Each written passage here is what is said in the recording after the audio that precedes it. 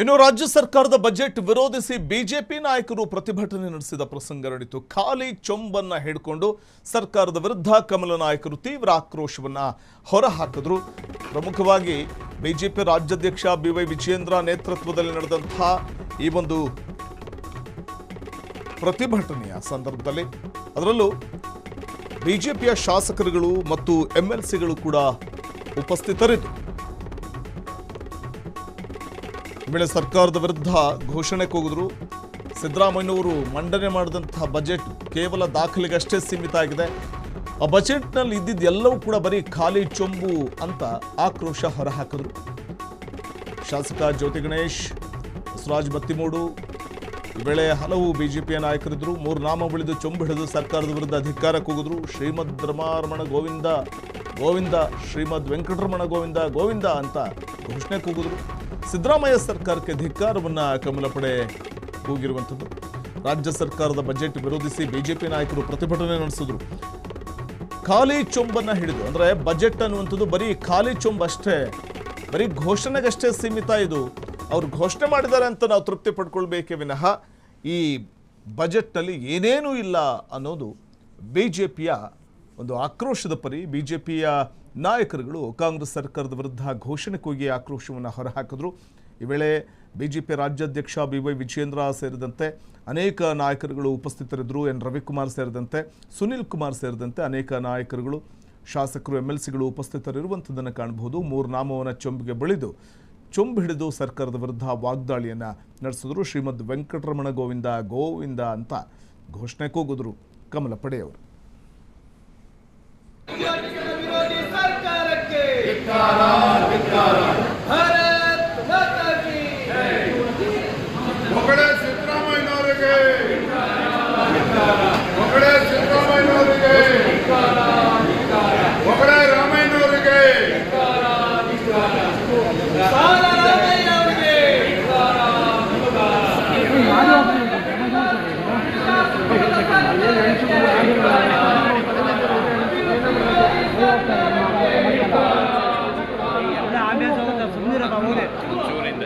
Mobile ಅಡ್ಡ ಬರ್ತಿದೆ.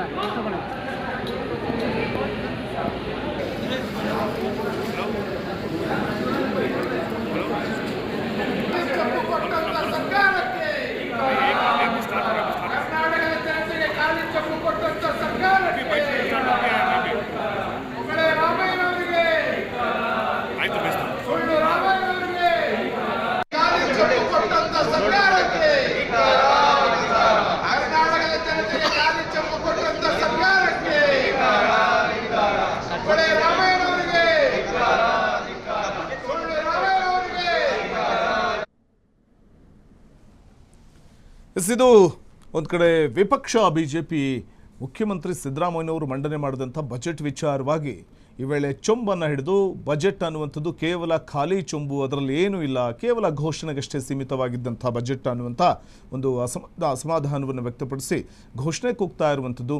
ಬೊಗಳೆ ರಾಮಯ್ಯ ಅಂತ ಸಿದ್ದರಾಮಯ್ಯನವ್ರ ವಿರುದ್ಧ ತೀಕ್ಷ್ಣವಾಗಿ ವಾಗ್ದಾಳಿಯನ್ನು ನಡೆಸ್ತಾ ಇರುವಂಥದ್ದು ಕಾಣಬಹುದು. ಪ್ರಮುಖವಾಗಿ ನಾವು ಗಮನಿಸ್ತಾ ಹೋಗ್ಬೋದು. ಶಿಕ್ಷಕರ ನೇಮಕಾತಿಯ ವಿಚಾರಕ್ಕೆ ನಾವು ತೆಗೆದುಕೊಳ್ಳೋದಾದರೂ ಸುಮಾರು 15,000 ಶಿಕ್ಷಕರ ಹುದ್ದೆಗಳನ್ನು ಭರ್ತಿ ಮಾಡುವಂಥ ಘೋಷಣೆಯನ್ನು ಮಾಡಿದ್ದು ಅದು ಒಂದು ರೀತಿಯಲ್ಲಿ ಸ್ವಾಗತಾರ್ಹ, ಸಿದ್ದರಾಮಯ್ಯನವರು ತೆಗೆದುಕೊಂಡಂಥ ಈ ನಿರ್ಧಾರ. ಆದರೆ ಇದು ಹಂತ ಹಂತವಾಗಿ ನಡೆಯುತ್ತಾ ಅಥವಾ ತಕ್ಷಣ ಜಾರಿಯಾಗುತ್ತಾ ಅನ್ನುವಂಥದ್ದು ಬಹಳ ಮುಖ್ಯ ಆಗುತ್ತೆ. ಇನ್ನು ಪ್ರಮುಖವಾಗಿ ಕರ್ನಾಟಕ ಪಬ್ಲಿಕ್ ಸ್ಕೂಲ್ ಸುಮಾರು 800 ಶಾಲೆಗಳನ್ನು KPS ಆಗಿ ಮೇಲ್ದರ್ಜೆಗೆ ಏರಿಸಲಾಗುತ್ತೆ ಅನ್ನುವಂಥ ಮಾತನ್ನು ಮುಖ್ಯಮಂತ್ರಿಗಳು ಹೇಳ್ತಾ ಇದ್ರು ತಮ್ಮ ಬಜೆಟ್ನಲ್ಲಿ. ಇದರಿಂದ ಗ್ರಾಮೀಣ ಮಕ್ಕಳಿಗೆ ಗುಣಮಟ್ಟದ ಶಿಕ್ಷಣ ಸಿಗಬಹುದು.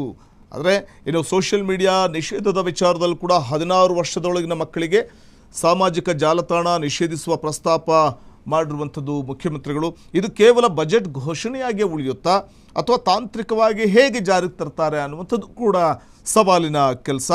ಪ್ರಮುಖವಾಗಿ ಮುಖ್ಯಮಂತ್ರಿಗಳ ಈ ಘೋಷಣೆ ನೋಡಿದಾಗ ಇದು ಬಹುದೊಡ್ಡ ರೀತಿಯಲ್ಲಿ ಮುಖ್ಯಮಂತ್ರಿಗಳ ಪಾಲಿಗೆ ಅಥವಾ ಸರ್ಕಾರಕ್ಕೆ ಚಾಲೆಂಜಿಂಗ್ ಅಂತಲೇ ಹೇಳಬಹುದಾಗಿದೆ. ಇನ್ನು ಪ್ರಮುಖವಾಗಿ ಬೆಂಗಳೂರು ಅಭಿವೃದ್ಧಿಯ ವಿಚಾರದಲ್ಲಿ ಭರಪೂರ ಯೋಜನೆಯನ್ನು ಘೋಷಣೆ ಮಾಡಿರುವಂಥದ್ದು ನೋಡಿದಾಗ GB ಎಲೆಕ್ಷನ್ ಹತ್ತಿರ ಬರ್ತಾ ಇದೆ. ಇದೇ ಕಾರಣಕ್ಕೆ ಬೆಂಗಳೂರಿಗೆ ಭರಪೂರ ಯೋಜನೆ ಕೊಟ್ಟಿದ್ದಾರೆ. ಈ ಮೂಲಕ ಜಾಗತಿಕ ನಗರಕ್ಕೆ ಶಕ್ತಿ ತುಂಬುತ್ತಾ ಬೆಂಗಳೂರು ನಗರಕ್ಕೆ ಕೊಟ್ಟಿರುವಂಥ ಭರಪೂರ ಯೋಜನೆ ಅನ್ನುವಂಥದ್ದನ್ನು ಕಾದು ನೋಡಬೇಕು. ಕ್ಷಣ ಕ್ಷಣದ ಸುದ್ದಿಗಳಿಗಾಗಿ ಫ್ರೀಡಂ ಟಿವಿ ಸಬ್ಸ್ಕ್ರೈಬ್ ಮಾಡಿ, ಲೈಕ್ ಮಾಡಿ ಹಾಗೂ ಫಾಲೋ ಮಾಡಿ. ಹೊಸ ಸುದ್ದಿಗಳ ನೋಟಿಫಿಕೇಶನ್ಗಾಗಿ ಬೆಲ್ ಐಕಾನ್ ಮೇಲೆ ಕ್ಲಿಕ್ ಮಾಡಿ.